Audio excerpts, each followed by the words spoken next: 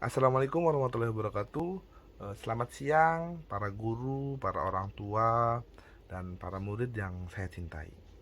Kali ini saya akan mencoba untuk sedikit menjelaskan tentang apa itu Merdeka Belajar. Saya sangat senang sekali bisa berbagi tentang sebuah informasi tentang sebuah terobosan penting dalam dunia pendidikan kali ini, yaitu Merdeka Belajar.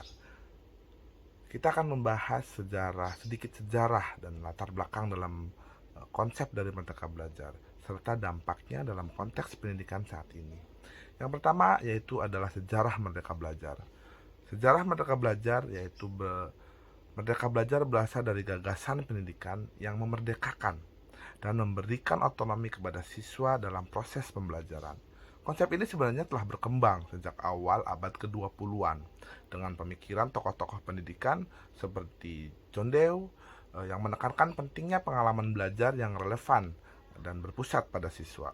Pada tahun 2020, pemerintah Indonesia meluncurkan program Merdeka Belajar sebagai bagian dari informasi pendidikan untuk meningkatkan kualitas dan relevansi pendidikan di negara tersebut. Yang kedua adalah latar belakang Merdeka Belajar.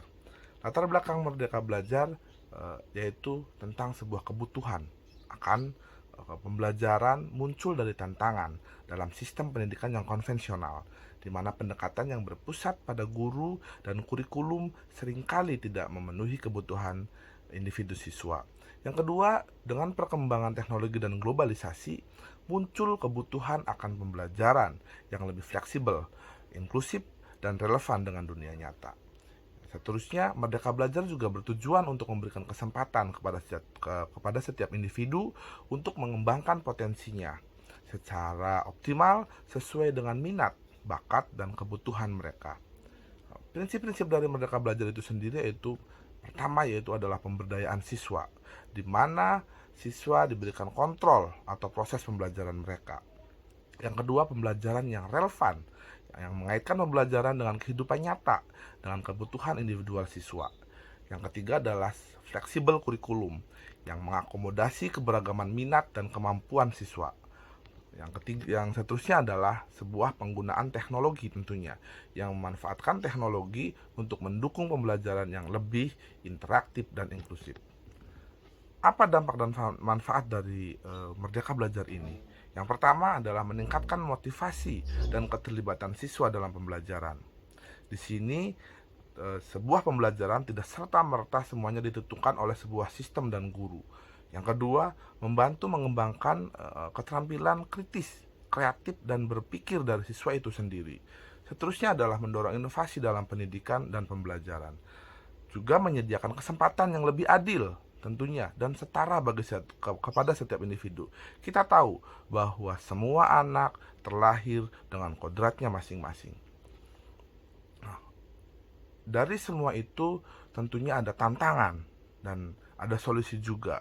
Tantangan dalam menerapkan Merdeka Belajar termasuk perubahan budaya dan peningkatan kompetensi guru itu sendiri, di mana setiap budaya dari masing-masing daerah dari kita itu berbeda-beda. Makanya kita sebagai agen dari perubahan tersebut harus bisa menyesuaikan apa yang dibutuhkan oleh siswa itu sendiri. Solusi untuk tantangan tersebut adalah kita sebagai seorang pendidik harus sering eh, mengikuti sebuah pelatihan-pelatihan dengan dukungan kebijakan dan ikut juga dalam kelompok-kelompok komunitas agar kita lebih menguasai apa itu Merdeka Belajar. Kesimpulannya adalah Merdeka Belajar adalah sebuah terobosan penting dalam dunia pendidikan yang bertujuan untuk memerdekakan siswa dalam proses pembelajaran. Dengan prinsip-prinsipnya inklusif dan pemberdayaan siswa, Merdeka Belajar memiliki potensi untuk membuat perubahan yang positif dalam kualitas dan relevansi pendidikan. Yang seterusnya, mari bersama-sama saya mengajak semuanya, guru, orang tua, dan siswa untuk mendukung dan menerapkan konsep Merdeka Belajar ini untuk menciptakan masa depan yang lebih baik. Terima kasih atas perhatiannya dan partisipasi Bapak Ibu semua dan murid-murid yang Bapak cintai, yang Bapak sayangi. Bapak akhiri, wallahul muwaffiq ila aqwamit thoriq. Wassalamualaikum warahmatullahi wabarakatuh.